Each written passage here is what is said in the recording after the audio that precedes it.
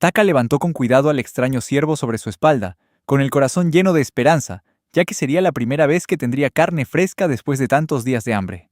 Pero justo cuando se dirigía a casa, un jabalí gigante salió de repente de entre los arbustos. Taka se vio obligado a soltar su valiosa presa para salvar su propia vida. Vivir en la peligrosa tierra conocida como la zona demoníaca era claramente más difícil de lo que había imaginado. Unos días antes, Taka descubrió que el terreno al que le había echado el ojo había sido comprado por un tercero. Sus 3 años ahorrando 5 monedas de oro ahora no significaban nada. Le preguntó al corredor si había algún otro terreno que se ajustara a su escaso presupuesto, pero esa pregunta no era fácil de responder, porque con solo 5 monedas de oro, sus opciones eran muy limitadas. A Taka no le importaba qué tipo de tierra fuera, siempre y cuando hubiera un lugar para construir una casa. El corredor mencionó un terreno que cumplía con sus requisitos, pero le advirtió que probablemente no le gustaría. El terreno era espacioso pero estaba rodeado de montañas desoladas, acantilados y un mar sin escapatoria. Sin nada que perder, Taka decidió aceptarlo. Después de todo, nunca había sido bueno para nada. Cuando cumplió 15 años, sus padres lo echaron de casa por inútil. Sin ningún otro lugar a donde ir, Taka eligió convertirse en aventurero simplemente porque pensaba que el trabajo era genial. Sin embargo, la realidad fue mucho más dura de lo que había imaginado. La mayoría de los aventureros no tenían ningún talento destacable, y solo unos pocos poseían habilidades de combate reales. Debido a esto, Taka fue asignado a un grupo que se especializaba en recolectar hierbas. Pero el dinero que ganaba vendiendo hierbas lo malgastaba inmediatamente en vicios como las mujeres y el juego. Su situación financiera empeoraba cada vez más. Fue entonces cuando se le ocurrió una idea. Como aventurero, era casi un inútil. Pero viniendo de una familia de granjeros, se dio cuenta de que podría empezar de nuevo siendo autosuficiente. Con esta tierra inexplorada y desolada, Taka decidió ganarse la vida aquí como granjero. De camino a su nueva tierra, fue detenido por 2 guardias del reino de Estonia. Cuando se enteraron de que acababa de comprar el área conocida como la zona demoníaca, lo miraron con incredulidad y le exigieron ver su tarjeta de aventurero. La tarjeta de aventurero indicaba claramente el nombre y el rango de cada persona. Lamentablemente, el rango de Taka nunca había pasado del nivel más bajo. Después de dejar atrás a los guardias y su consejo en tono de broma de que debería mejorar sus habilidades de supervivencia, Taka entró en la zona demoníaca, decidido a empezar de cero. Al poco tiempo, se encontró con una escena aterradora. Un oso salvaje luchando contra un avispón gigante vespa en una batalla por el territorio. Taka sabía que no era lo suficientemente fuerte como para enfrentarse a ninguno de los dos. El oso destrozó rápidamente al avispón gigante vespa y continuó su cacería. Taka salió arrastrándose con cuidado de su escondite, aprovechando la oportunidad para recoger los restos del vespa. Consiguió obtener sus ojos, pelaje y piedra mágica. Cada monstruo posee su propia piedra mágica con propiedades únicas, que actúa como fuente de combustible permitiéndoles usar magia y habilidades especiales. Los humanos, por otro lado, dependen de la magia extraída de la naturaleza. Se rumoreaba que la piedra mágica del vespa podía crear toxinas, pero Taka no pudo encontrar su aguijón. Siguió el rastro del oso y, tal como esperaba, encontró el aguijón clavado en el cuerpo de la bestia. Taka despellejó al oso, llevándose su carne, pelaje y piedra mágica. Un comienzo prometedor y afortunado que le dio la confianza para seguir adelante. Después de 3 días continuos de marcha, Taka finalmente llegó a su tierra. Estaba vadeando un río cuando su pie se atascó de repente en algo viscoso. Dio una patada fuerte, revelando un slime que se había estado escondiendo bajo el agua. Taka se preparó para luchar con su azada, pero inmediatamente se sintió mareado. El slime le había drenado claramente el maná. Intentó apuntar a su núcleo, pero no solo falló, sino que su azada también se derritió por el ácido del slime. Sin otra opción, Taka usó la piel del oso para envolver al slime a modo de defensa, y luego comenzó a apuñalarlo salvajemente con su pequeño cuchillo. Por suerte, acertó en el núcleo, haciendo que el slime se desinflara, pero no pudo evitar el chorro de agua que le lanzó a la cara. Por desgracia, la piel de oso quedó completamente arruinada, pero a cambio, Taka obtuvo la piedra mágica del slime. Continuó avanzando, buscando urgentemente un lugar para acampar antes de que cayera la noche. Taka comenzó a inspeccionar la zona en busca de madera adecuada para construir un refugio, descubriendo cosas extrañas que nunca antes había visto, como hojas de palmera, Venus atrapamoscas y aguacateros espinosos. Taka entró en un campo de flores vibrantes, pero de inmediato se dio cuenta de que algo andaba mal al ver cadáveres de animales esparcidos por todas partes. Sus instintos le gritaron que había peligro, y de inmediato dio media vuelta y se fue de la zona. Después, Taka construyó un refugio improvisado con madera y hojas de palmera. Su único consuelo era que todavía le quedaba un poco de carne de oso cobaya para comer. Sin embargo, Taka sabía que si quería sobrevivir en esta tierra, tenía que mejorar sus habilidades de supervivencia. Pero el día aún no había terminado. Un feroz tigre azul, atraído por el olor de la carne de oso, apareció cerca de su campamento. Taka se dio cuenta de que encontrarse con esta criatura era casi sinónimo de muerte. Pensando rápidamente, inyectó veneno de su aguijón de avispón en la carne de oso y se la arrojó al tigre. Sin embargo, al tigre no le interesaba la carne cocinada, quería carne fresca. Taka se vio obligado a huir, corriendo a toda prisa por la densa jungla, lo que provocó que los helechos liberaran una mucosidad resbaladiza. Justo cuando el tigre estaba a punto de morderlo, resbaló con la mucosidad, dándole a Taka la oportunidad de escapar. Para cuando el tigre se recuperó, Taka ya había corrido hasta una distancia segura. Se sentó bajo un árbol jadeando, sintiendo que el día de hoy había sido un completo desastre. El susurro de las hojas cercanas le recordó que el peligro no había terminado. Pensó que si las cosas seguían así, probablemente no sobreviviría hasta la mañana. Mientras consideraba la posibilidad de huir, se dio cuenta de que eso no mejoraría en absoluto sus posibilidades de supervivencia. También recordó con amargura que incluso las chicas a las que solía pagar por acostarse con ellas habían empezado a compadecerse de él. Sin otra opción, Taka decidió mantenerse firme y obligarse a sobrevivir en esta nueva tierra. Volvió con baile a encontrar al tigre azul y lo atrajo con carne cruda hasta el campo de flores mortales que había descubierto antes. Para cuando el tigre se dio cuenta de dónde estaba, ya era demasiado tarde. Taka sabía que si este plan fallaba, todo habría terminado para él. El tigre lo vio y cargó contra él, saltando en su dirección a una velocidad aterradora.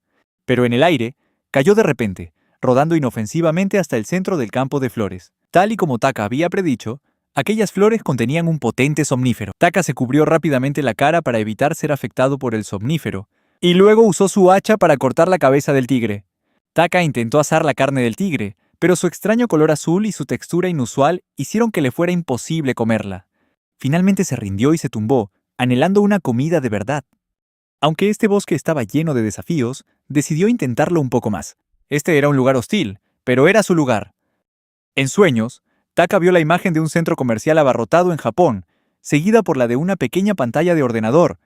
Se despertó de repente, sintiéndose extraño porque era el sueño de un mundo que estaba seguro de no haber visto jamás. Sueños similares le habían ocurrido cuando era niño, pero todavía no podía entender su significado. De repente, se dio cuenta de que un slime se estaba disolviendo dentro de su bolsa. Inmediatamente desenvainó su hacha y destruyó rápidamente su núcleo de un solo golpe. Por suerte, su bolsa seguía a salvo. Taka se echó la bolsa a la espalda y continuó explorando el bosque, porque esta era su tierra y quería entenderla mejor. Mientras caminaba, descubrió el cadáver de una lamia, pero el hedor y el zumbido de las moscas indicaban que llevaba mucho tiempo muerta. Taka se preguntó qué podría haber matado a esta criatura. Al mirar de cerca la boca de la lamia, descubrió un aguijón de avispón. Considerándolo otro golpe de buena suerte, procedió a diseccionar el cadáver de la lamia y extrajo su piedra mágica. Mientras Taka continuaba inspeccionando la zona, se encontró con unas setas que crecían en la base de un árbol. Consideró comérselas, pero rápidamente se dio cuenta de que cualquier planta de esta región era demasiado peligrosa para consumirla. Para comprobarlo, agarró un pequeño ratón de campo que pasaba corriendo y lo arrojó hacia las setas. Cuando el ratón las tocó, las setas liberaron inmediatamente una espesa nube de esporas paralizantes, dejando a la rata inmóvil. Las sospechas de Taka se confirmaron. Hasta los hongos de aquí eran increíblemente peligrosos. Sin embargo, esto le dio una idea: usarlos para una trampa. Taka empezó a cavar frenéticamente, dándose cuenta de que las trampas eran la única forma de sobrevivir contra los poderosos y feroces monstruos de este bosque. Recogió con cuidado las flores somníferas suman y los hongos paralizantes, y luego los dejó caer en la fosa. Cuando terminó, Taka volvió a su tienda y se quedó dormido, muerto de hambre. A la mañana siguiente, se despertó para revisar su trampa. Para su sorpresa, descubrió que un jabalí gigante había caído en la fosa. El animal estaba inconsciente, gracias a la combinación mortal de las flores suman y las esporas de los hongos paralizantes. Taka mató al jabalí mientras aún dormía y lo abrió, descubriendo una serpiente verde y un oso dentro de su estómago. Pasó todo el día descuartizando al jabalí, recolectando sus colmillos, piel, carne y su piedra mágica. Taka ensartó la carne y la asó, disfrutando de su primera comida de verdad tras días de inanición. Mientras comía, se dio cuenta de que las herramientas que había traído consigo estaban todas desgastadas. Taka decidió usar los huesos del jabalí como material para fabricar armas. Luego, usó arcilla y savia de árbol para crear un molde, con el que produjo un hacha resistente. Taka se enfrascó tanto en su trabajo que no se dio cuenta de que ya era de día. Después de poner otra trampa, notó que había terminado el trabajo más rápido de lo habitual. Taka empezó a preguntarse si se había vuelto más fuerte y, de ser así, ¿cuál podría ser la razón? En cualquier caso, se sentía más fuerte ahora, aunque antes no había podido conseguirlo. Al día siguiente, mientras atravesaba un terreno escarpado, Taka descubrió una cueva. Al entrar, vio un muro, una antorcha y otras señales de que alguien había vivido allí. Sin embargo, la cueva llevaba mucho tiempo abandonada. Taka continuó explorando la extraña morada y se topó con un viejo esqueleto que agarraba un libro con sus huesudos dedos. Taka abrió con cuidado las manos del esqueleto y recuperó el diario de un hombre cuyas iniciales eran PJ. El diario contenía información sobre cómo sobrevivir en este peligroso bosque. Hojeando las páginas, Taka encontró una entrada sobre el guardián de las ruinas, una criatura que decían era inmune a todo tipo de ataques. Según el diario, esta criatura aparecía en las ruinas una vez cada 3 meses, y para tener una oportunidad de derrotarla, era necesario dominar la magia del espacio y el tiempo. Al parecer, PJ había investigado a fondo esta zona, pero el final del diario revelaba que no pudo descifrar el misterio que escondía esta tierra. Taka decidió recoger los huesos de PJ y enterrarlos fuera como señal de respeto. Mientras inspeccionaba el lugar, Taka se dio cuenta de que estaba lleno de armas y armaduras extrañas. Se preguntó cómo alguien tan hábil como PJ pudo haber perecido. Aún así, Taka decidió no investigar más. Lo más importante era que había encontrado un lugar adecuado para vivir. Sin dudarlo, recogió rápidamente sus pertenencias y se instaló. Taka estaba ansioso por hacer de su nueva casa un hogar habitable. Limpió todo lo que pudo y aprovechó todo lo que aún tenía valor, restaurando finalmente la casa a un estado estable y funcional. Taka se mudó oficialmente a su nuevo hogar, y aunque no había nadie para darle la bienvenida, no le importó. La soledad le sentaba perfectamente. Mientras tanto, 2 soldados luchaban contra un oso, intentando evitar que llegara a la carretera principal. Taka saltó desde un árbol cercano y se ofreció a ayudar. Al principio, los 2 guardias pensaron que solo era un civil desarmado, pero Taka afirmó rápidamente que no eran lo suficientemente fuertes para enfrentarse a este oso salvaje por su cuenta. Enfrentándose al oso con calma, Taka esquivó sus potentes zarpazos y apuntó a los puntos débiles más blandos de su cuerpo. Con un único y preciso tajo, Taka le cortó el cuello al oso, poniendo fin a la pelea en un instante. Después de derrotar al oso, Taka les preguntó a los 2 guardias si eran del puesto de entrenamiento cercano y si podía intercambiar algo por algunas semillas. Los 2 guardias, todavía atónitos por su actuación, le dijeron que podía ir directamente a las instalaciones de comercio para hacer un intercambio. Taka, lleno de emoción, partió rápidamente. Tras regresar de las instalaciones de comercio, Taka trajo consigo algunas semillas, carbón y papel tosco. Habían pasado varias semanas desde que llegó a esta tierra maldita y empezaba a acostumbrarse a la vida aquí.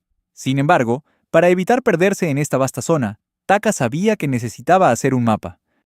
Recordando la mirada de sorpresa en los ojos de los soldados cuando vieron su fuerza, Taka se preguntó cuándo se había vuelto tan fuerte. Quizás fue por haberse visto obligado a sobrevivir en un entorno tan duro e inhabitable. Al mirar su reflejo en el agua, Taka se dio cuenta de que había pasado mucho tiempo desde que se había dado un baño en condiciones. Decidido a no seguir pareciendo un desaliñado, se bañó en el río y se afeitó la barba desgreñada. Justo cuando volvía a sus labores en la granja, Taka perdió el equilibrio de repente y se cayó. Frente a él había una tortuga gigante que avanzaba lentamente hacia su granja. Taka intentó ahuyentarla golpeándola con su azada, pero la tortuga lo derribó fácilmente y lo tiró a un charco de lodo. Taka se levantó, furioso, recordando que acababa de bañarse, y avanzó enojado para atacar a la tortuga de nuevo. La tortuga intentó defenderse, pero una de sus patas se atascó en el pantano, lo que provocó que cayera de espaldas y salpicara a Taka con agua. Indefensa, la tortuga fue convertida en una deliciosa sopa por Taka. Mientras disfrutaba de su comida, Taka se fijó en una anotación sobre la tortuga en el cuaderno de PJ. Descubrió que a esta tortuga la llamaban tortuga nebulosa y era considerada una especie débil pero pacífica. Sin embargo, Taka no sintió ninguna culpa por haberla matado. Su siguiente plan era explorar la zona costera cercana. Había conseguido mucha carne, pero no tenía suficiente sal para conservarla. Con el objetivo de encontrar sal, Taka se dirigió a la costa, continuando con el mapeo de los alrededores mientras avanzaba. Finalmente, Taka llegó al mar. Mientras estaba concentrado extrayendo sal del agua de mar, se dio cuenta de algo aún más valioso que la sal: una mujer que yacía inconsciente en la arena. Al principio Taka planeó ignorarla y concentrarse en su trabajo, pero luego se dio cuenta de que necesitaría prepararse para defender su territorio de futuros invasores. Mientras seguía filtrando sal del agua de mar, Taka finalmente decidió ayudar a la mujer. Evitó a un dinosaurio mientras recolectaba hierbas medicinales y luego regresó a la playa. Taka trituró las hierbas hasta convertirlas en una pasta fina y se la dio a beber a la mujer. Al atardecer, centró su atención en buscar comida y atrapó un cangrejo de guisa para asarlo en la hoguera. La mujer a la que había ayudado antes se despertó poco a poco, pero tenía los ojos clavados en el cangrejo que Taka sostenía. Él le ofreció un trozo, y ella asintió con entusiasmo. La mujer succionó la carne del cangrejo con avidez, mientras Taka le explicaba que este era su territorio. Sin embargo, ella no entendía su idioma, y en su lugar lo llamó Makio. Makio decidió no corregirla, pensando que sería demasiado lío. La mujer se presentó como Cheru. Cheru sacudió la pata de cangrejo que quedaba para pedir más comida, pero Makio le dijo que ya no había más. Al oír esto, Cheru puso cara triste. Makio le preguntó cómo había llegado hasta allí, y Cheru comenzó a contarle su historia dibujando en la arena. Viendo sus dibujos, Makio dedujo que había huido de algún tipo de conflicto entre tribus de demonios. Cheru mostró interés en lo que Makio estaba hirviendo. Cuando él le explicó que estaba haciendo sal, Cheru usó magia para intensificar el fuego. Makio rápidamente usó gestos e intuición para decirle que bajara la temperatura. Gracias a esto, se dio cuenta de que Cheru se estaba ofreciendo para vigilar el fuego por él. Makio aceptó su oferta, pero empezó a preguntarse si podría conseguir que ella le enseñara magia como forma de pagar el alquiler. A la mañana siguiente, Makio se despertó y encontró a Cheru aferrada a su espalda como un perezoso. Cuando revisó la sartén, vio que estaba llena de sal, y se dio cuenta de que con ayuda podría hacer mucho más. Makio le ofreció a Cheru que lo siguiera hasta su casa, aunque pensó para sus adentros que, a la larga, encontraría la manera de devolverla a su lugar de origen. Cheru siguió a Makio a casa. Durante el viaje, Makio se dio cuenta de que ella no tenía mucha resistencia ni habilidad para la lucha, lo que le recordó a su antiguo yo. Cuando finalmente llegaron, Cheru se quedó asombrada con la casa, que consideró muy civilizada. Gritó emocionada: ¡Ya estoy en casa! ¡Ya estoy en casa! Con el entusiasmo de una niña. Makio le dio un recorrido por la casa, mostrándole cómo usar las cosas. Pero al final, Cheru se quedó dormida. Makio no la culpó, porque había tenido un día muy largo. Solo la había llevado a casa porque pensó que podría ser útil, pero la verdad era que se estaba convirtiendo en una carga. Makio comprendía que si lo descubrían escondiendo a un demonio en su casa, sería arrestado. Makio miró a Cheru, decidiendo que sería mejor llevarla de vuelta a su tierra natal ahora, en lugar de seguir viviendo en la incertidumbre. Sin embargo, cuando se acercó para despertarla, escuchó a Cheru susurrar su nombre en sueños. Makio retrocedió lentamente, pensativo. Se dio cuenta de que tanto él como Cheru estaban en el mismo barco. Ambos estaban perdidos, solos, y no tenían a dónde volver. Makio arropó suavemente a Cheru y decidió vivir en paz con ella a partir de ese día. Al día siguiente, Cheru acompañó a Makio en una nueva expedición, pero se agotó rápidamente y no pudo hacer frente a la mayoría de las criaturas del bosque. El lento ritmo de Cheru limitaba gravemente la capacidad de Makio para explorar. Decidido a cambiar la situación, Makio decidió entrenarla. Le encomendó a Cheru la tarea de atrapar tantas ratas del bosque como pudiera. Durante toda la mañana, Cheru se esforzó por perseguir a las ratas, pero lo único que consiguió fue la cola de una sola rata. Makio continuó con el entrenamiento de combate de Cheru, pero no fue fácil. Cuando Cheru cerraba los ojos y lanzaba bolas de fuego a lo loco, fallaba completamente el objetivo. Un mono de nariz grande. Makio le recordó que abriera los ojos y se concentrara en apuntar bien, pero, demasiado nerviosa, Cheru seguía sin poder acertarle. En su lugar, lanzó tantas bolas de fuego que finalmente le dio al mono por accidente. Cheru estaba emocionada y orgullosa de su logro, mientras que Makio, por alguna razón, se sentía increíblemente frustrado. La llevó a casa a cuestas, preocupado al darse cuenta de que les había llevado toda la tarde solo para lidiar con un mono esmeralda. Esa noche, Makio llevó a Cheru a un campamento. Le pidió que le enseñara a usar magia, lo cual pareció emocionar mucho a Cheru.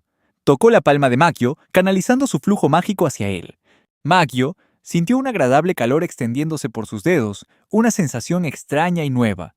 De repente, sin embargo, Cheru frunció el ceño y regañó a Makio por algo que él no entendía, y luego golpeó una flor raflesia gigante que estaba cerca. Dibujando en el suelo, Cheru le explicó que Makio poseía una gran reserva de energía mágica. Makio supuso que su poder mágico había crecido junto con su fuerza física sin que se diera cuenta, ya que rara vez usaba magia en combate. Solo conocía un poco de magia de luz básica, pero todo lo que podía hacer era crear una diminuta chispa de luz. Cheru le explicó que la magia depende de la visualización, pero era más fácil decirlo que hacerlo. Makio intentó visualizar una llama en su mano y, después de unos minutos, logró crear una pequeña. Sin embargo, No le gustó lo mucho que tardaba en crearla, ya que no era práctico para usar en batalla. A la mañana siguiente, Makio decidió cazar tantos monstruos como fuera posible para practicar antes de regresar. Anunció que tomarían el camino del acantilado a casa, pero Cheru parecía preocupada. Makio le sugirió que usara magia de viento para volar, y si eso no funcionaba, tendría que escalar por su cuenta. Mientras Makio se preparaba para escalar el acantilado, escuchó a Cheru gritar su nombre. Cuando se dio la vuelta, vio que la perseguía una mariposa gigante. Makio vio esto como una oportunidad de entrenamiento, así que le dio instrucciones sobre cómo luchar. Cheru se giró, preparándose para lanzar una bola de fuego. Pero la mariposa soltó una nube de polvo paralizante, dejándola inmóvil. Makio se vio obligado a intervenir al ver que Cheru estaba en peligro. Rápidamente, agarró una rama afilada y la arrojó directamente a la mariposa gigante, logrando derribarla. Corrió al lado de Cheru para comprobar si estaba bien. Cheru, débilmente, señaló la piedra mágica de la mariposa e hizo un gesto vago para que la sujetara a la rama de un árbol. Makio siguió sus instrucciones, creando un báculo capaz de causar parálisis. Cheru recogió el báculo y, milagrosamente, la parálisis de su cuerpo desapareció al instante. Con su nueva arma en mano, Cheru no tuvo problemas para enfrentarse a los avispones Vespa. Su combinación de parálisis y bolas de fuego despachaba rápidamente a cualquier monstruo. Cheru estaba muy contenta de que por fin le estuviera cogiendo el truco a la caza de monstruos. Durante los días siguientes, Makio y Cheru continuaron cazando monstruos, usando este combo simple pero extremadamente efectivo. Makio estaba muy satisfecho con su progreso. Habían explorado la zona a fondo y los movimientos de ambos se habían vuelto mucho más ágiles. Durante una cacería, Cheru alertó a Makio sobre un grupo de diablillos reunidos alrededor de un árbol cercano para su club de lectura semanal. Cheru quería atacar, pero Makio le dijo que ignorara a los diablillos porque eran demasiados. Sin embargo, Cheru ignoró su orden y lanzó un hechizo de parálisis sobre todo el grupo. Mientras los diablillos caían al suelo, el árbol en el que habían estado sentados de repente despertó. Resultó que no era un árbol cualquiera, sino uno ancestral, cuyas raíces se extendían y desgarraban la tierra. Cheru instintivamente le lanzó una bola de fuego. Aunque el ataque fue efectivo, el árbol ni siquiera se inmutó. Makio agarró rápidamente a Cheru y echó a correr, sabiendo que no era un oponente que pudieran derrotar.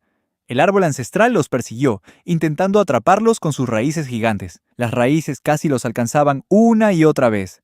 Cheru cerró los ojos y balbuceaba cosas sin sentido, mientras Makio hacía todo lo posible por esquivar las raíces cada vez más agresivas. Makio se esforzó hasta el límite, decidido a dar un paso más.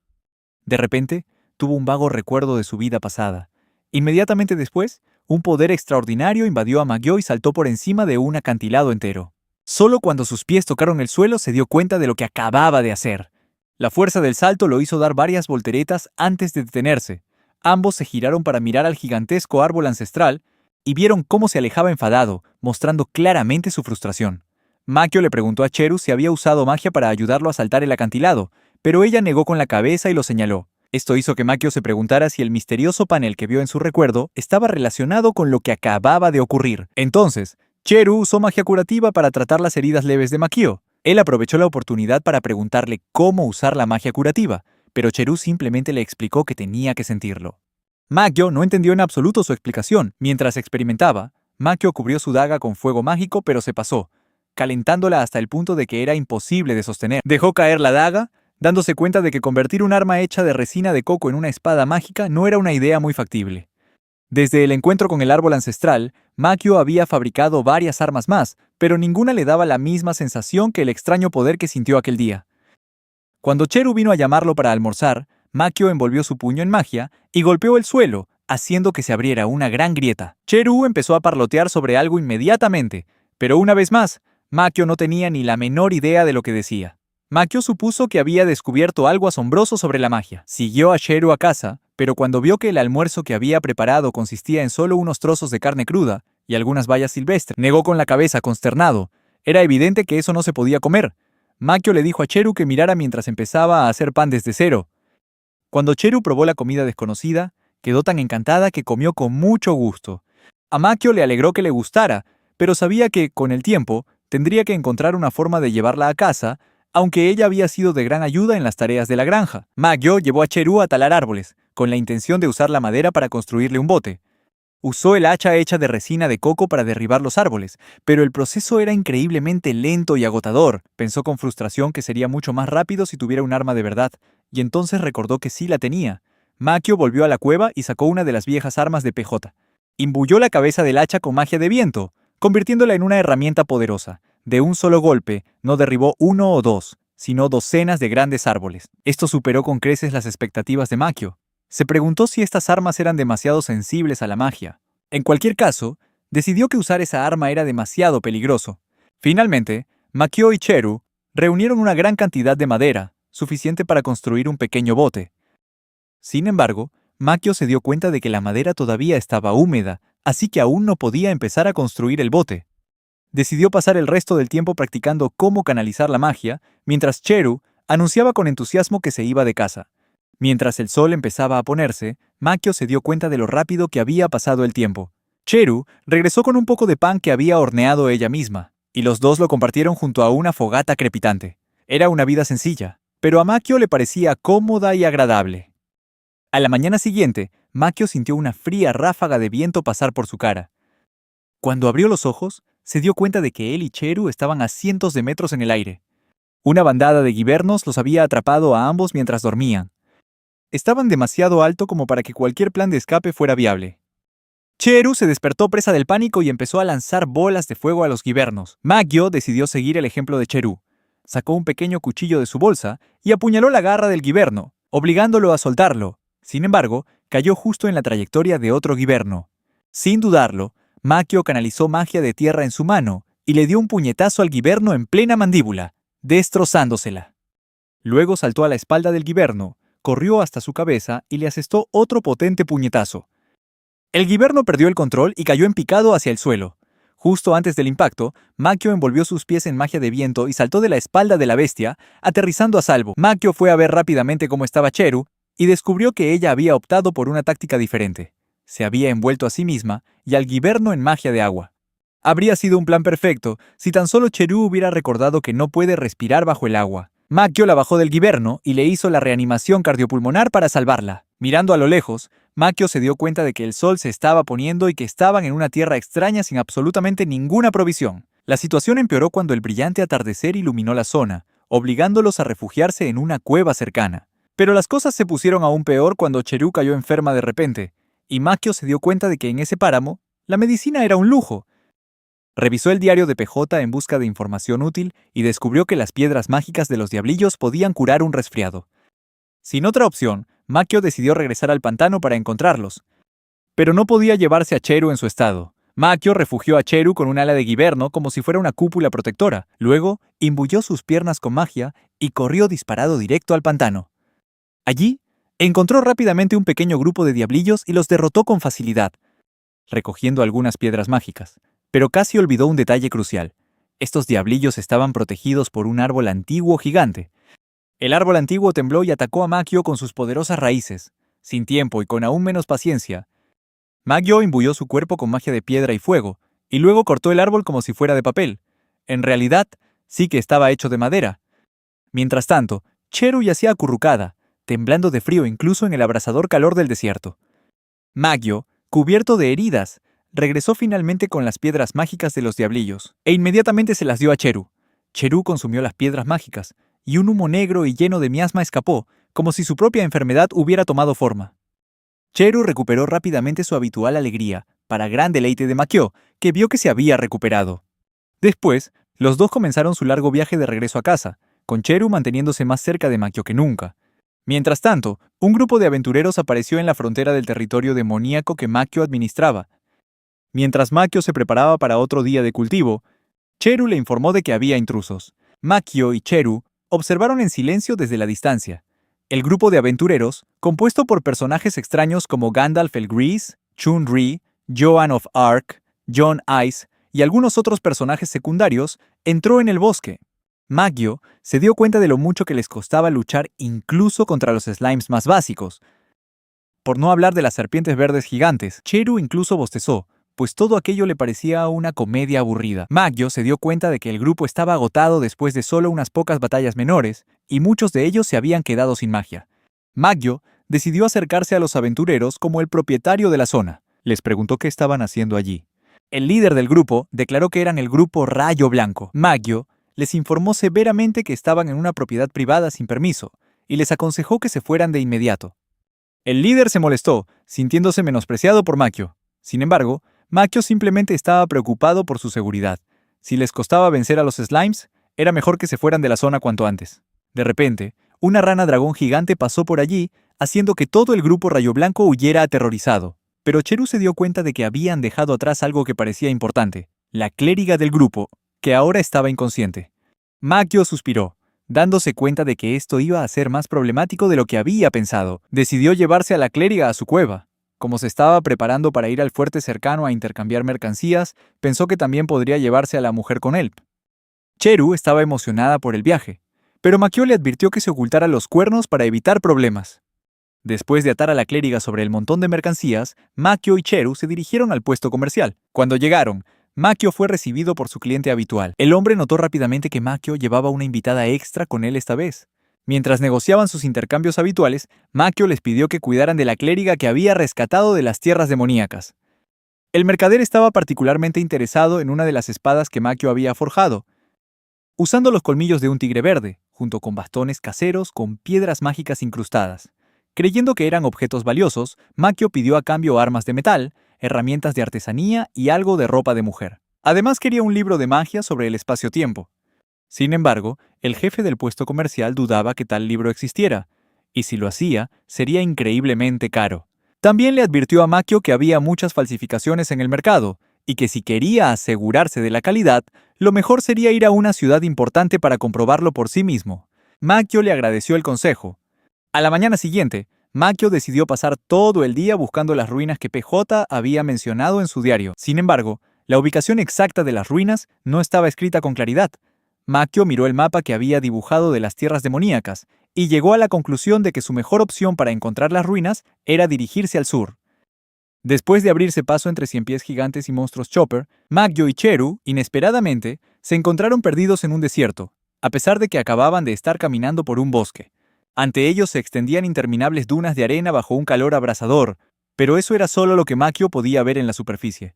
De repente, un gusano de arena gigante emergió de debajo de la tierra, sacudiendo toda la zona. Makio hojeó rápidamente el diario de PJ y encontró información sobre esta criatura. Increíblemente, era uno de los monstruos más débiles de la región.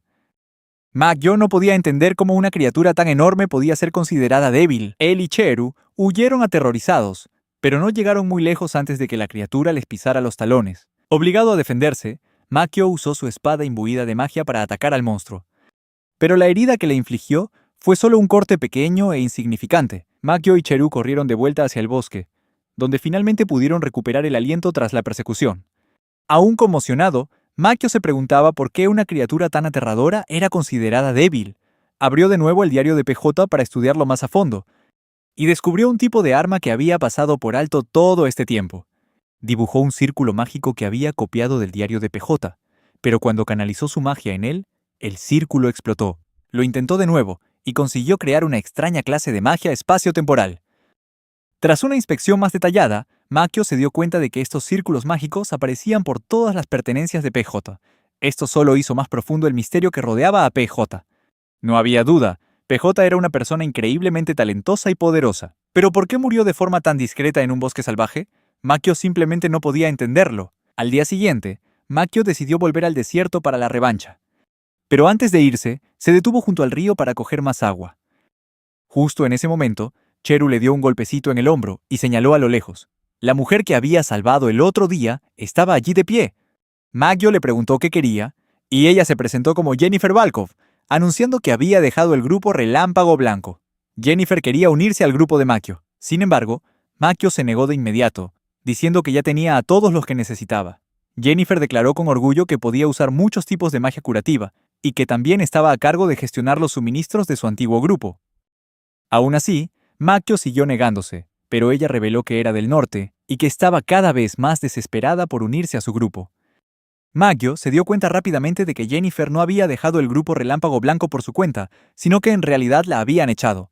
Jennifer lo negó, pero la verdad se leía en su rostro. Makio le recalcó que este era su territorio, y que si no sabía la verdadera razón por la que quería quedarse, no podía permitirle permanecer aquí. Jennifer admitió que su grupo pensaba que ya no era útil. Sin embargo, Makio no entendía qué tenía que ver eso con él, y le aconsejó que se fuera a otro sitio. Cualquier lugar sería mejor que esta tierra peligrosa. Jennifer ignoró el consejo de Makio y declaró que esta tierra era su tierra prometida, un lugar donde nunca más sería traicionada por nadie. Makio estaba furioso, pero finalmente accedió a que se quedara con dos condiciones. Tenía que pagar un alquiler y no podía entrar en pánico cada vez que viera un monstruo. Aunque Jennifer no tuvo ningún problema con la primera condición, la segunda seguía siendo un gran desafío para ella. Y Makio se dio cuenta de que su tendencia a ponerse en peligro podría complicar las cosas. Decidió dejar que se quedara un poco más de tiempo antes de encontrar una manera de hacer que se fuera. De repente, Jennifer irrumpió en la habitación advirtiendo que había un demonio allí. Entonces, Cheru entró tranquilamente con un plato de pan en las manos. Makio cogió un trozo de pan con naturalidad y salió al campo, ignorando por completo el pánico de Jennifer. Jennifer corrió tras él, intentando convencer a Makio de que Cheru era peligrosa. Pero a los ojos de Makio, Cheru podía ser un poco tonta, pero era una buena persona. Jennifer todavía veía a Cheru como una enemiga, y advirtió que si los guardias se enteraban, se llevarían a Cheru. Makio enarcó una ceja, recordándole que la guerra había terminado hacía 100 años y que Cheru no era el enemigo. Para demostrarlo, Makio hizo una demostración de la magia que Cheru le había enseñado recientemente como parte de su alquiler. Le dijo a Jennifer que si no pagaba, no podría quedarse aquí. Jennifer declaró con orgullo que le pagaría 10 monedas de oro al mes. Makio intentó mantener la calma, pero por dentro estaba atónito. Era la mayor cantidad de dinero que había tenido en su vida. Jennifer le entregó un cheque por valor de 10 monedas de oro. A Makio no le hizo ninguna gracia. Jennifer le explicó que en la capital, los cheques eran muy comunes. Solo tenías que llevarlo a un cambista para recibir el oro. Sin embargo, Makio le recordó que aquello no era la capital y que por esa zona no pasaban cambistas. A esas alturas, Jennifer estaba dispuesta a hacer cualquier cosa para quedarse. Esperaba que el duro entorno de aquel lugar la hiciera más fuerte, para así poder vengarse del grupo Relámpago Blanco. A Makio le perturbó un poco su objetivo vengativo, y decidió que su conciencia no le permitiría dejarla quedarse más tiempo. Sin rodeos, le dijo que se fuera. Jennifer, ansiosa, le preguntó si había dicho algo ofensivo. Makio respondió que ahora entendía por qué la habían echado de su grupo. Se negaba a escuchar las opiniones de los demás y se enfadaba fácilmente cuando las cosas no salían como ella quería. Y en las tierras demoníacas, las cosas rara vez salían según lo planeado. Aunque la mayoría de las cosas buenas que le habían pasado a Makio se debían a pura suerte, aún así tomó su decisión. Jennifer, resentida, empacó sus cosas y se fue. Makio creía que había hecho lo correcto. En esta tierra peligrosa no había lugar para alguien consumido por el odio. Al día siguiente, Makio y Cheru se prepararon para regresar al desierto. Llevó todo lo necesario para asegurar un viaje exitoso, incluyendo un pájaro hoja y un pájaro guía con excelentes habilidades de navegación para que los llevaran de vuelta. Sin embargo, justo cuando Makio estaba a punto de partir, Cheru gritó, señalando un cuerpo que yacía cerca. Makio descubrió a Jennifer tendida e inmóvil sobre las rocas, pero todavía estaba viva, aunque su respiración era débil. A regañadientes, Makio la llevó de vuelta a casa, pero no quería retrasar más su viaje. Después de proporcionarle algunos cuidados básicos, decidió dejar que Jennifer descansara mientras él continuaba su camino hacia el desierto. Al llegar al desierto, Makio y Cheru se encontraron de nuevo con el gusano de arena gigante que habían conocido antes. Pero esta vez, Makio estaba preparado. Aferró con fuerza la espada de PJ, aplicando los principios del círculo mágico que PJ había dejado. Con magia de viento, hizo trizas al gusano de arena gigante, comprendiendo por fin por qué PJ lo había considerado una de las criaturas más débiles.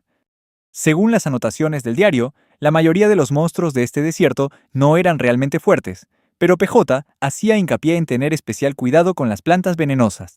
Aún así, Makio no vio ninguna planta a su alrededor y continuó su viaje. Los dos siguieron adelante, cruzando las duras dunas bajo el sol abrasador. Finalmente, se dieron cuenta de algo que flotaba en el cielo. Al principio, Cheru pensó que era solo un pájaro, pero al mirar más de cerca, Makio se dio cuenta de que era una cadena de islas flotantes, sujetas por cadenas conectadas al suelo. Estaba seguro de que estas eran las ruinas que PJ había descrito en el diario. Emocionado, Makio corrió hacia las ruinas, fijándose en el extraño material de las cadenas. Cuando empezó a escalar, se dio cuenta rápidamente de que la tarea era más difícil de lo que había pensado. Makio había pensado que era lo suficientemente fuerte, pero escalar una cadena tan larga no era un desafío fácil. Cheru intentó usar magia para facilitar la subida, pero el tiro le salió por la culata. Parecía que las cadenas estaban hechas de un metal especial que absorbía la magia. Makio se preguntó quién podría haberlas creado, pero por ahora se concentró en la escalada.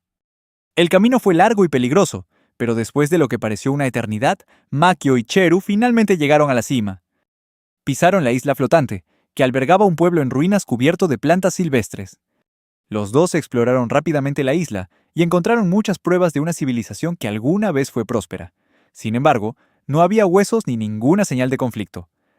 Todo parecía haberse desvanecido misteriosamente, como si los habitantes se hubieran esfumado. Durante su búsqueda, Makio y Cheru descubrieron un cementerio y, en una de las lápidas, una inscripción decía que allí descansaba Peter Jefferson.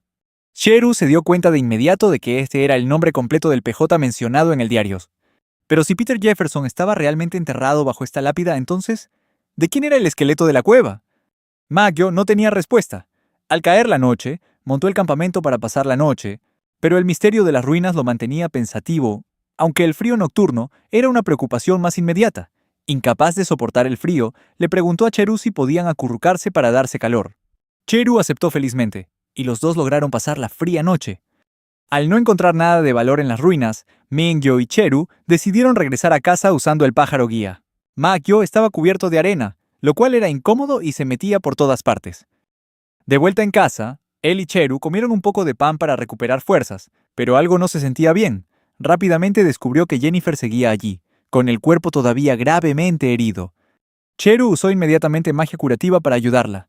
Makio suspiró y preguntó por qué seguía aquí. Jennifer explicó que había intentado irse, pero los monstruos del bosque la persiguieron sin descanso, obligándola a volver corriendo a este lugar. Había gastado toda su magia tratando de curarse a sí misma, por lo que no tuvo más remedio que quedarse. Makio estaba demasiado cansado para discutir con Jennifer en ese momento. Le dijo que descansara, pero también le recordó que esta vez tendría que hacer algunas tareas para compensar la comida que consumía. A la mañana siguiente, Makio se dio cuenta de que Jennifer había mantenido fielmente encendido el fuego de la cocina durante toda la noche. Jennifer suspiró, diciendo que desde que llegó a las tierras demoníacas no había logrado hacer nada que valiera la pena y ni siquiera podía irse de este lugar. Makio se rascó la cabeza y le ofreció el bastón aturdidor para ayudarla a irse. Jennifer extendió la mano para tomarlo, pero de repente la retiró, y luego se arrodilló y le suplicó a Makio que la dejara quedarse. Prometió que pagaría el alquiler y admitió que era muy débil. Sabía que si se iba ahora, nada en su vida cambiaría jamás. Makio levantó una ceja, preguntándole si de verdad quería cambiar. Jennifer confesó que sus padres la habían abandonado cuando era una niña. Después de eso, fue expulsada de la iglesia, se convirtió en aventurera y luego la echaron de su grupo. Admitió que su declaración de querer vengarse era solo una excusa. La verdad era que nadie la necesitaba y nadie la quería. Durante todo este tiempo, no había estado dispuesta a enfrentar sus propias debilidades.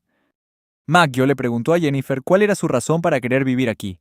Jennifer respondió que su propósito eran él y Cheru. Admiraba cómo vivían libremente en las tierras demoníacas sin depender de nadie. Eso le parecía impresionante. Jennifer le suplicó que le enseñara a vivir como una aventurera.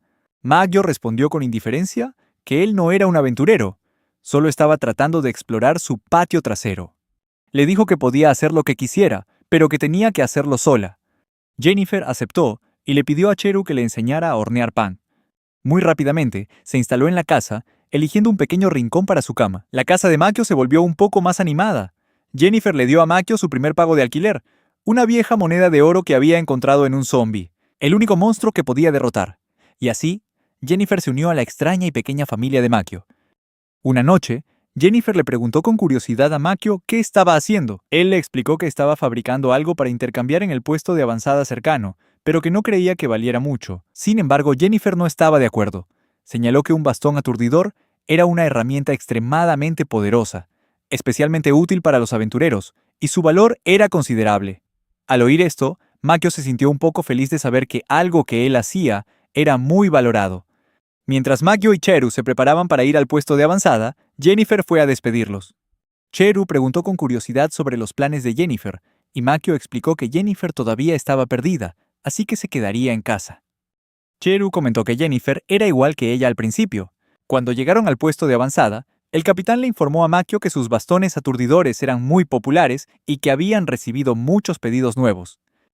También le dio a Makio un libro de magia, aunque no era sobre la magia espacio-temporal que él esperaba. Era solo un libro de magia básico, pero aún así contenía efectos útiles y círculos mágicos para ayudarlo a entender mejor el sistema. Makio se fue del puesto de avanzada con algunas herramientas para construir botes y más ropa de mujer.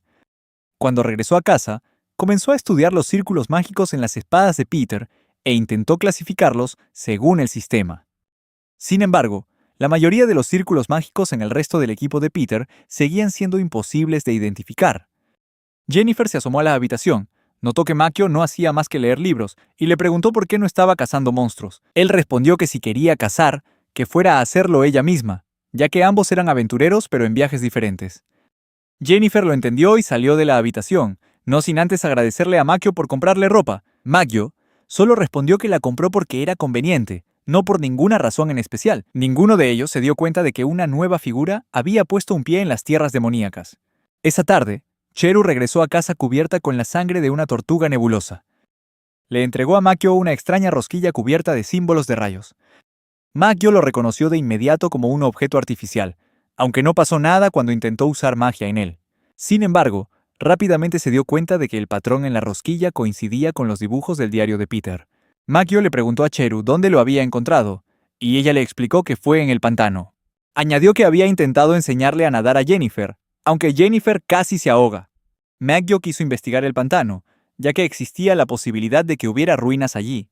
Se zambulló en el agua, con el brazo envuelto en magia de luz, decidido a explorar las profundidades de las aguas oscuras. Inmediatamente, se encontró cara a cara con un pez gigante devorador de hombres. No queriendo perder el tiempo con este monstruo, Makio lanzó un potente puñetazo imbuido de magia de tierra en el cuerpo del pez, y luego se alejó nadando rápidamente. Makio usó magia de viento para envolver sus pies, creando una poderosa corriente que lo impulsó más profundo. Sin embargo, la corriente removió el lodo del fondo, obstruyendo gravemente su visión. Sin rendirse, continuó creando corrientes para arrastrar el lodo, con la esperanza de encontrar algo interesante escondido bajo tierra. Finalmente, decidió salir a la superficie y esperar a que el lodo se asentara. Mientras se preparaba para sumergirse de nuevo, Makio se dio cuenta de que había una mujer extraña de pie cerca. Ella le explicó que había oído que alguien vivía en esta zona y se había acercado por curiosidad.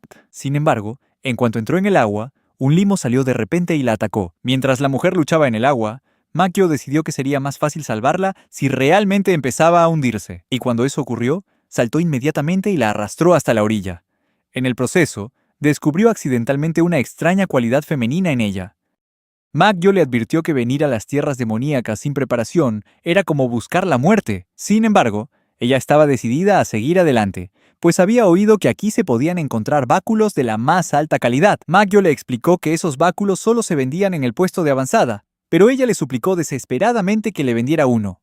Makio no se opuso, pero recalcó que debía tener algo valioso para intercambiar, ya que él no necesitaba dinero.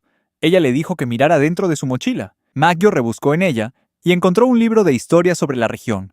Ella comenzó a describir el contenido del libro, que hablaba de islas flotantes en el cielo y monstruos más altos que las montañas. Sonaba como un cuento de hadas, pero Cheru había visto con sus propios ojos que todo era verdad. Makio le ofreció a la mujer un báculo por cada 10 libros de historia sobre la región que pudiera traerle. Sin embargo, en ese momento solo tenía uno, y el resto tendría que esperar a su regreso. Esta condición le pareció bastante irrazonable, ya que no sabía cuándo podría volver.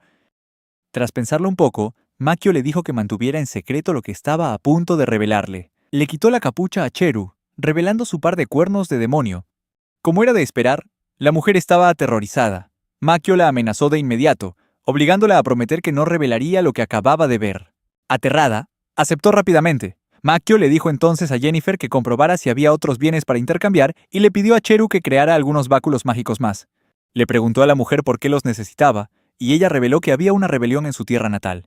A Makio le pareció interesante, ya que la guerra siempre era una oportunidad para sacar provecho.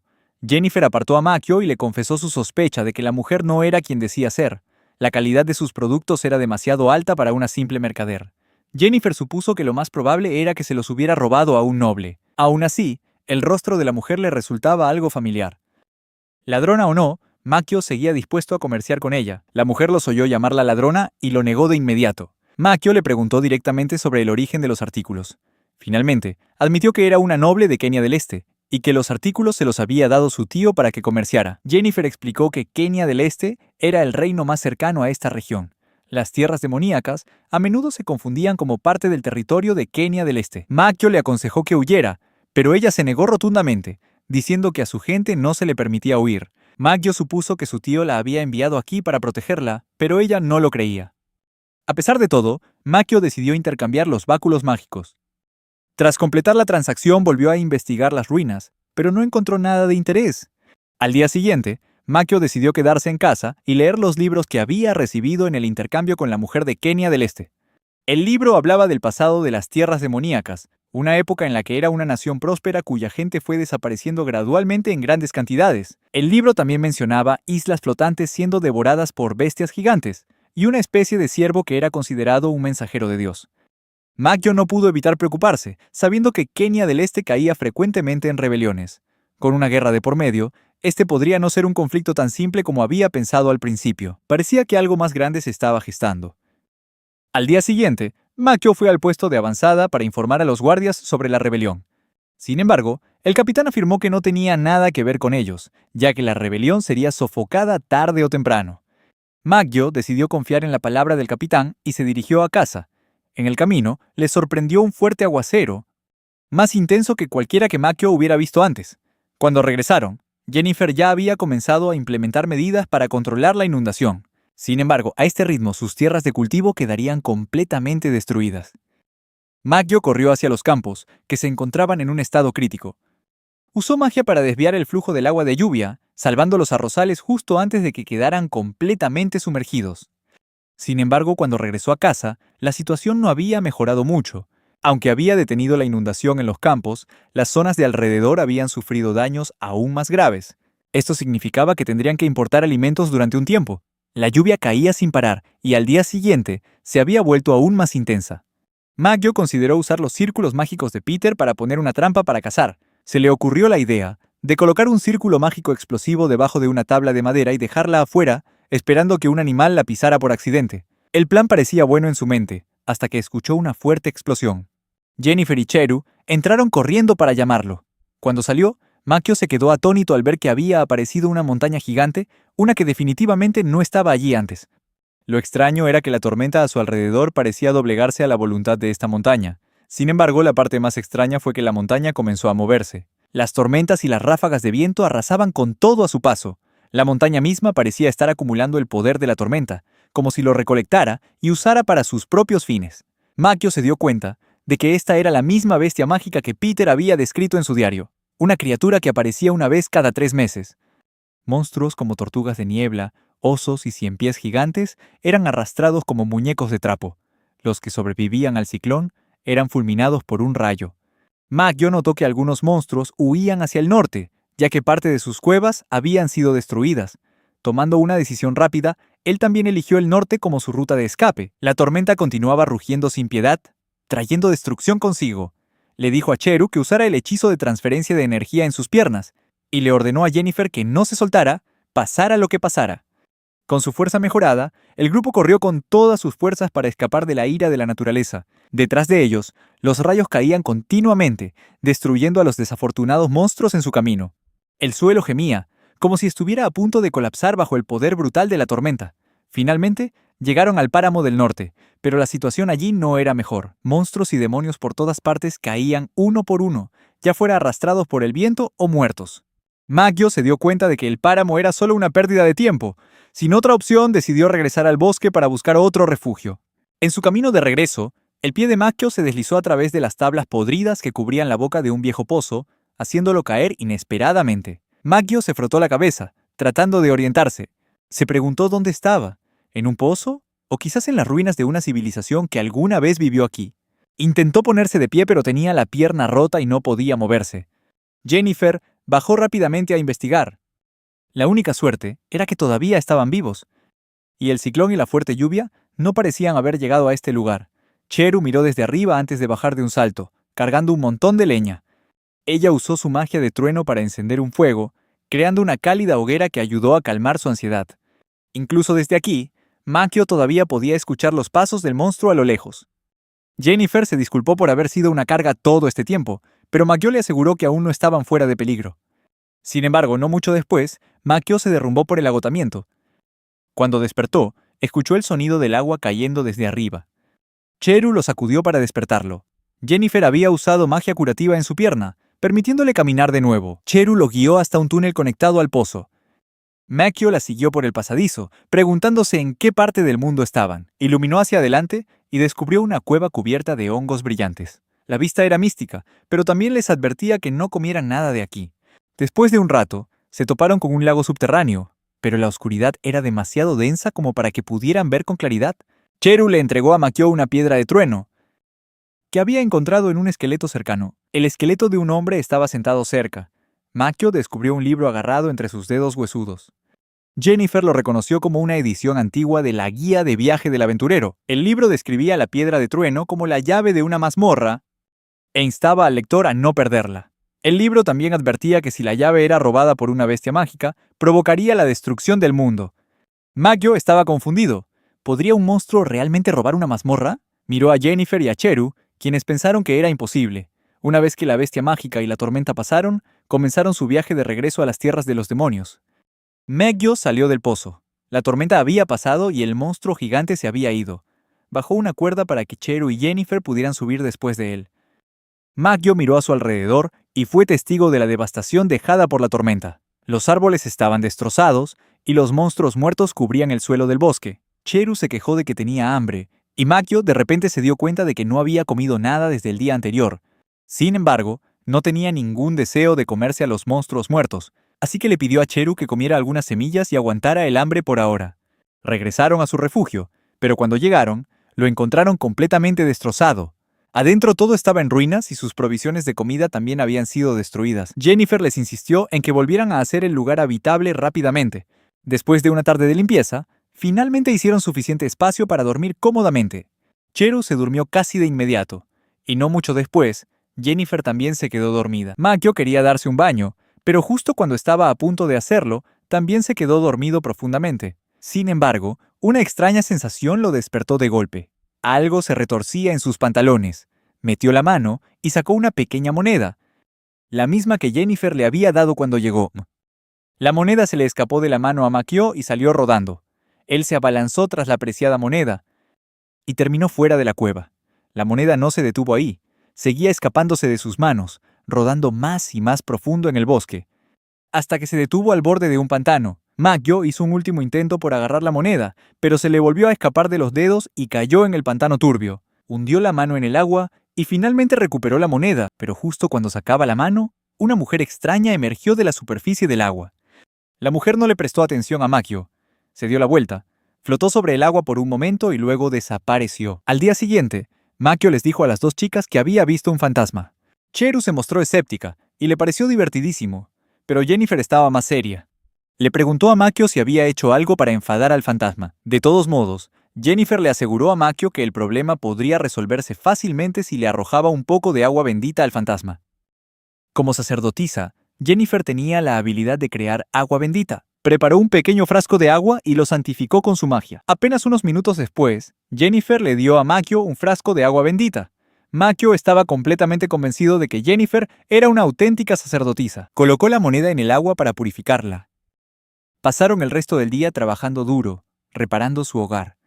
Sin embargo, la mayor parte de su comida había sido destruida en la tormenta, y reponerla no sería fácil.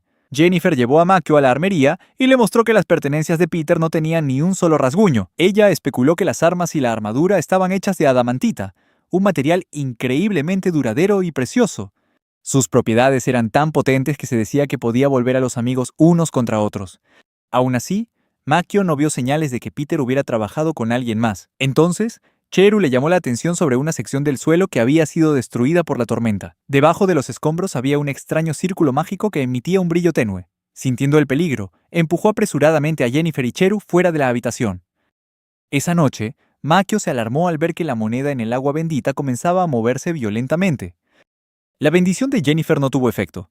Makio se preguntó si la moneda estaba tratando de invocar de nuevo al fantasma de la elfa.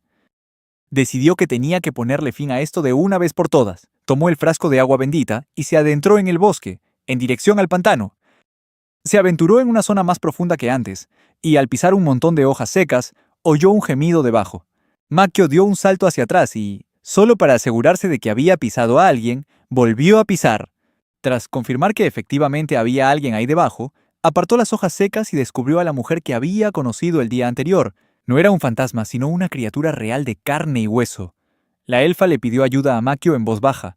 Makio notó que la moneda había dejado de moverse, así que le dio a la elfa el agua bendita para que la bebiera. La elfa recuperó gradualmente su fuerza y se puso de pie, alcanzando la altura de Makio. La elfa se aclaró la garganta y se presentó como Helgan Tulón, del reino de los elfos. Le pidió a Makio que la llamara Helgan. Makio se presentó como el señor de esta zona y la invitó a su casa para que se recuperara. Helgan aceptó encantada. Explicó que había quedado sepultada bajo los escombros durante la tormenta e intentó pedir ayuda usando una proyección del alma, pero falló. Por suerte, Makio la encontró. Makio se sintió más valiente al saber que no había visto simplemente un fantasma. Ayudó a Helgan a ponerse de pie y la sostuvo mientras caminaban. Sin embargo, notó unos cortes extraños en su hombro, junto con una marca inusual. Era la marca de una esclava. Helgan negó serlo, diciendo que solo estaba a punto de ser condenada por un crimen que la habría convertido en una. Fue encarcelada solo por intentar detener una guerra oponiéndose a sus superiores. Makio no le creyó y aún así lo consideró un delito. Helgan insistió en que solo había huido de su tierra natal y prometió no causar ningún problema. Le suplicó a Makio que la acogiera por el momento. Makio le preguntó si podía pagar el alquiler. La llevó de vuelta a la cueva y se la presentó a Yennefer y a Cheru. Al instante, Cheru y Helgan se cayeron mal, creando un ambiente tenso. Makio se sintió frustrado por tener otra compañera de cuarto más, pero en ese momento no tenía ni idea de la cantidad de problemas que Helgan traería. A la mañana siguiente, Makio se decepcionó al ver que el desayuno era solo pan, champiñones y las hierbas que habían clasificado. El problema de la comida aún no estaba resuelto, y Yennefer sugirió volver al puesto de avanzada para intercambiar por algunos suministros. Makio preguntó qué deberían llevar. Yennefer sugirió hacer báculos mágicos, intercambiar pieles de monstruos o fabricar pociones. Ella sabía un poco sobre la fabricación de pociones, pero Cheru señaló que podían hacer medicina élfica. Helgan se puso de pie orgullosa y prometió preparar toda la medicina élfica que necesitaran para pagar su alquiler. Salió de la cueva inmediatamente para empezar a recolectar ingredientes. Sin embargo, no escuchó a Makio y no tuvo cuidado. Como resultado, fue atacada por escorpiones paralizantes. Makio se los quitó de encima rápidamente y comprobó si seguía viva. Después, reunió a todos y trazó un plan para recolectar los ingredientes necesarios para la medicina élfica de Helgan y algunos báculos mágicos. Mientras Yennefer y Helgan se quedaron para fabricar la medicina, Makio se llevó a Cheru para recolectar materiales para los báculos mágicos. Makio y Cheru regresaron por la noche, trayendo algunos materiales valiosos, incluyendo seda de araña aragne. Yennefer y Helgan también habían preparado algo de medicina élfica para el intercambio.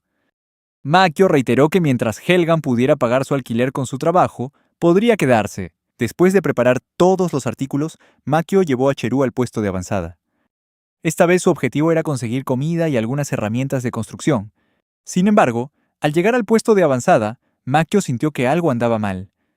Un gran grupo de soldados estaba reunido alrededor de una mujer, que se batía en duelo con uno de ellos. El capitán saludó a Makio y le explicó que estaban reprimiendo a unos esclavos rebeldes. Le preguntó si Makio había venido a hablar de la guerra, pero Makio respondió que solo estaba allí para comerciar. Makio le presentó la seda de araña aragne al capitán, quien aceptó gustoso cambiarla por comida y herramientas de construcción, exactamente lo que Makio necesitaba. Sin embargo, antes de hacer el intercambio, el capitán quería informar a Makio sobre la situación en su territorio. Le refrescó la memoria a Makio sobre la reciente guerra civil, y Makio compartió su encuentro con la mujer de Kenia Oriental que le había comprado armas. El capitán explicó la delicada situación territorial, incluida la decisión de los elfos de intervenir en la guerra. Durante el conflicto, los elfos invadieron Kenia Oriental, citándolo como un intento de reclamar sus tierras ancestrales. Makio recordó que Helgan había intentado detener la guerra. Sin embargo, la gente de Kenia Oriental había repelido fácilmente a los invasores élficos, gracias principalmente a los esfuerzos de aventureros y esclavos rebeldes. Como resultado, los nobles perdieron una gran cantidad de credibilidad, aunque todavía gobernaban Kenia Oriental. Sin embargo, su posición se estaba volviendo cada vez más precaria. Lo que le preocupaba al capitán era que los nobles se habían fijado en el territorio de Makio y en el inmenso poder que poseían sus báculos mágicos. Makio sacó el certificado de su territorio, pero el capitán le informó que no era una prueba lo suficientemente sólida para reclamar la propiedad de la zona. Necesitaba el sello real estonio para consolidar su derecho. El territorio de los monstruos había sido considerado durante mucho tiempo una zona gris y olvidada. El ejército real estaba teóricamente del lado de Makio, pero Kenia Oriental seguía siendo parte del territorio estonio. A menos que las rebeliones se dirigieran directamente contra ellos, no tendrían prisa por intervenir. El capitán simplemente advirtió a Makio que alguien estaba interesado en sus tierras. Makio le agradeció al capitán por su consejo y el capitán también le permitió expulsar a los intrusos de su territorio. Prometió encargarse del papeleo necesario para que Makio afianzara su posesión del territorio. El capitán acompaña a Makio afuera y, como regalo de despedida, le da una esclava que les fue enviada por el nuevo señor del este de Kenia. El capitán admite que tener a una mujer en un centro de entrenamiento lleno de hombres es un verdadero fastidio. Al principio, Makio no estaba contento con esto, pero al inspeccionarla más de cerca, se dio cuenta de que esta mujer era la misma noble que le había comprado el bastón mágico hacía unas semanas. Cheru le aconsejó a Makio que aceptara el regalo del capitán, ya que necesitarían toda la ayuda posible para restaurar el territorio de los monstruos. Antes de que la mujer noble pudiera exponer a Cheru como un monstruo, Makio le dio un ligero golpe en la nuca a Cheru y la arrastró a casa. Cuando llegaron, Jennifer y Helgan estaban allí para darles la bienvenida. Helgan preguntó con curiosidad por la chica que Makio llevaba a la espalda, y él le explicó que era una esclava. La chica abrió los ojos y miró fijamente a Helgan, y de repente la atacó. Makio intervino inmediatamente y la separó de un empujón.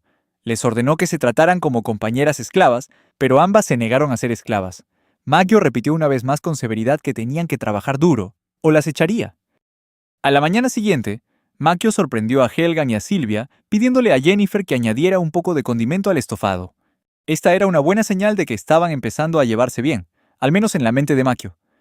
Hoy, su objetivo era recolectar comida y materiales. Makio observó que Sylvia, la nueva esclava, podía defenderse sin problemas contra ogros gigantes. En cambio, Helgan tenía dificultades incluso al enfrentarse a las más dóciles tortugas de heno. Cheru se vio obligada a intervenir y salvar a Helgan del riesgo de convertirse en ensalada fresca. Makio aprovechó la oportunidad para rematar a la tortuga, empapando accidentalmente a Sylvia con su sangre. Makio se disculpó y le pidió a Cheru que llevara a Sylvia a limpiarse.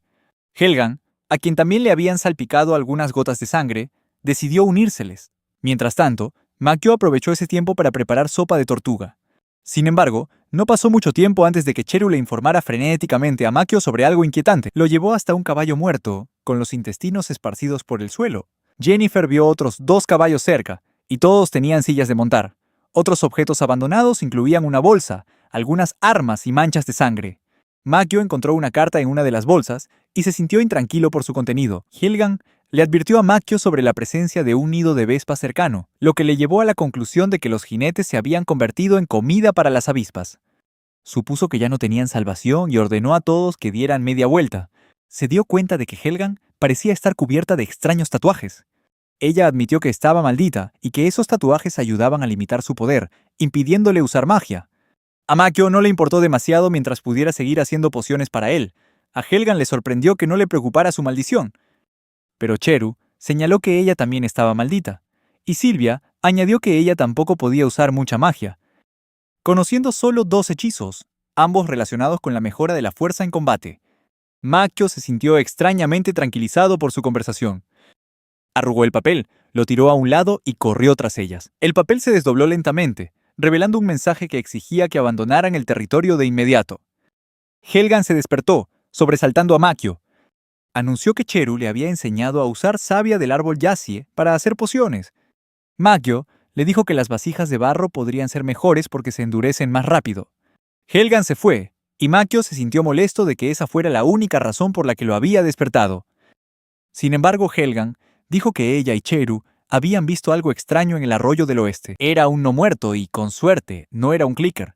Makio, Helgan, Sylvia y Jennifer se acercaron al arroyo, donde Cheru vigilaba a un no muerto. El no muerto, al que le faltaba la parte inferior del cuerpo, se arrastraba por el suelo rocoso. A Makio no le dio miedo y sugirió quemarlo. Sin embargo, Jennifer se dio cuenta de que era el mismísimo zombie que ella había derrotado antes, que fue también donde había encontrado la moneda de oro.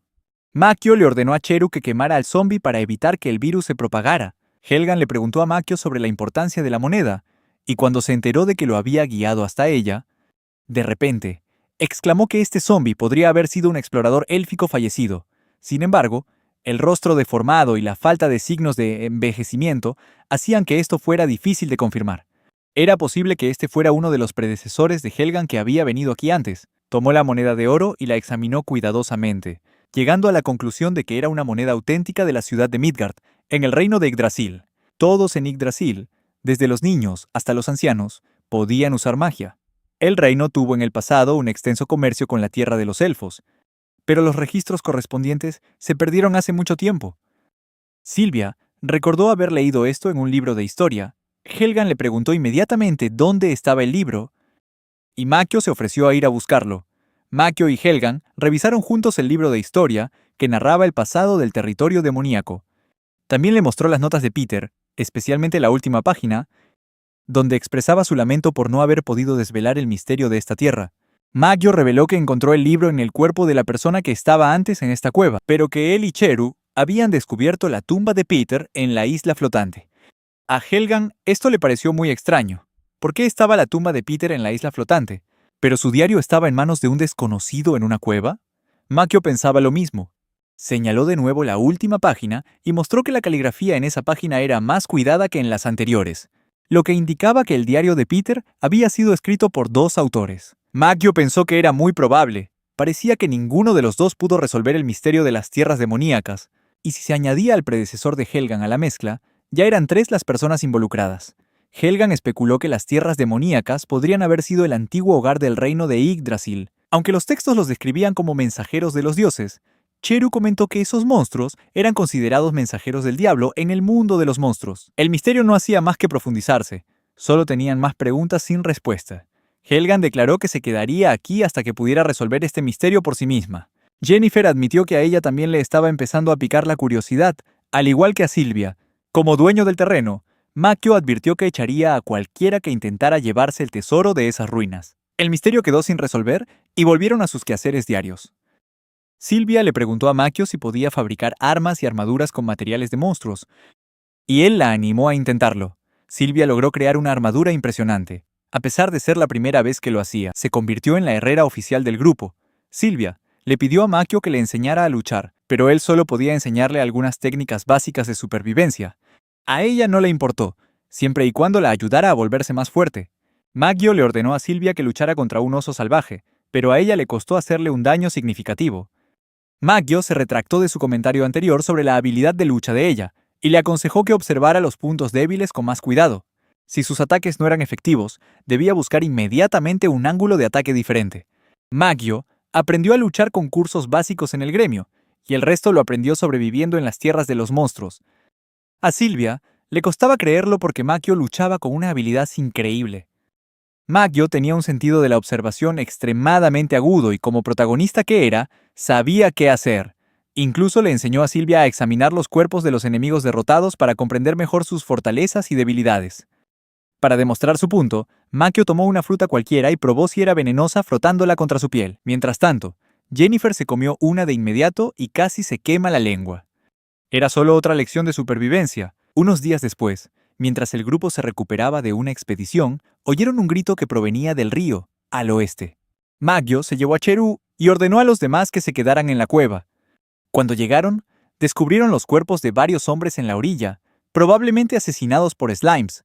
Notaron que tenían tatuajes extraños e idénticos en varias partes del cuerpo.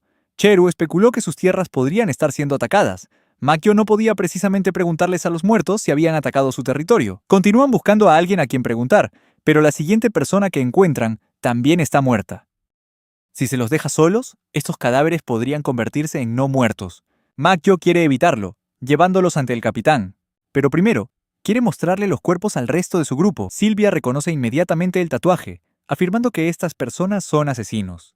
En la iglesia, son conocidos por el infame nombre de los 16 Hasis. El padre de Silvia le había advertido que si alguna vez se encontraba con alguien con un tatuaje de una luna creciente y una cruz, debía abandonar su hogar de inmediato y huir.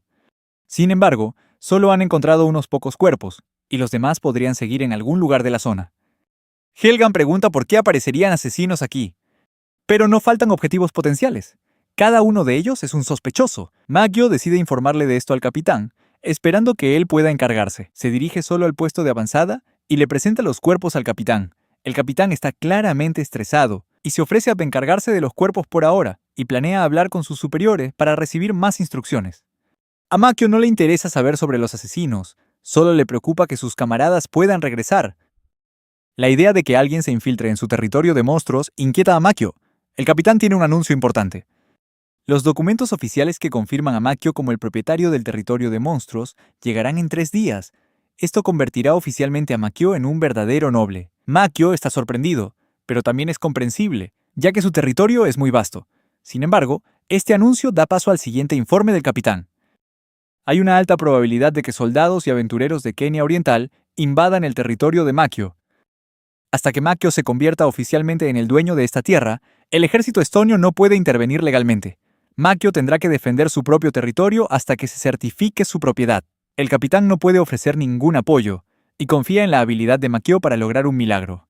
Makio le pregunta al capitán cuántos soldados lo atacarán. El capitán estima que podrían invadir entre 1000 y 2000 personas. Makio no ve ninguna forma de poder conservar su tierra con solo un grupo improvisado. Si Kenia Oriental captura el territorio de monstruos y consolida su poder, es muy probable que entren en una guerra total con los elfos. A Makio no le importan estos asuntos políticos. Solo quiere conservar su tierra y expulsar a los kenianos de su propiedad. Promete hacer todo lo posible por mantener su posición. Makio le transmite la situación a su equipo. Para compensar la diferencia numérica, tendrán que depender de trampas y trucos para enfrentarse a un ejército de 2000. Cheru está ansiosa por pelear. Sylvia está nerviosa ante la perspectiva de una revancha. Mientras que Yennefer y Helgan están un poco molestas por tener que pasar por todo este lío. Makio les indica a todos que empiecen a preparar trampas. Mientras cavan fosos en el suelo, Helgan se queja de que es como si estuvieran de vuelta en la edad de piedra. Seguramente tiene que haber una forma más fácil que cavar agujeros a mano. Cheru sugiere que Makio use magia para crear los fosos, pero él se niega. Cheru no entiende por qué no lo haría, así que Makio cede a regañadientes. Él hace que una sección del suelo se derrumbe al instante. Yennefer y Sylvia nunca antes habían visto una magia así. Makio insiste en que no está usando magia, solo interfiriendo con la tierra usando su energía mágica. Cheru señala que eso es por definición magia. Las chicas inmediatamente comienzan a interesarse en él. Helgan comenta que Makio usa magia solo con su imaginación, mientras que Cheru nota que ignora por completo factores como la estructura o la teoría. Normalmente uno debe aprender magia practicando encantamientos. Makio explica que no tiene talento para usar la magia. Los ancianos de su aldea se lo dijeron. Como Makio puede usar magia sin encantamientos, las 4 chicas lo llaman un fenómeno.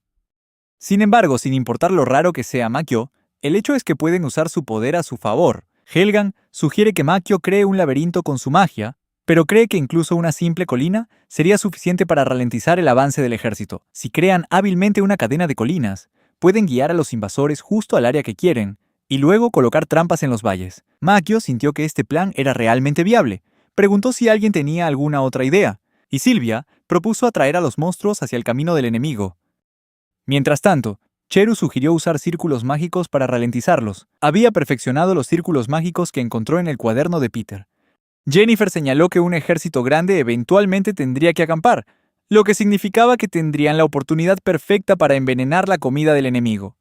Helgan añadió que las flores de lodo que cultivaba para sus pociones estaban a punto de florecer, así que podrían usarlas. También podían fabricar recipientes llenos de materiales inflamables, creando cócteles molotov improvisados. Makio empezaba a creer que realmente tenían una oportunidad de ganar. Asignó tareas al equipo y se pusieron manos a la obra. Todos trabajaron diligentemente en sus tareas, y la mayor campaña que las tierras anómalas habían visto estaba a punto de comenzar. Después de terminar todos los preparativos, se tomaron un momento para descansar y comer. Sin embargo, no pasó mucho tiempo antes de que los agudos oídos de Helgan captaran el sonido de lejanos tambores de guerra. Makio estaba seguro de que el ejército se estaba reuniendo para la batalla. Yennefer todavía se mostraba escéptica de que 2000 personas pudieran siquiera entrar en la zona, pero Makio le indicó a ella y a todos los demás que se movieran a un terreno más alto. Por ahora, Makio y su equipo acamparon en una colina cercana, pero pasó una hora y el ejército no se acercó a ellos. Aún así, Helgan podía oír el resonar del acero y los gritos. Puede que el ejército se estuviera enfrentando a monstruos.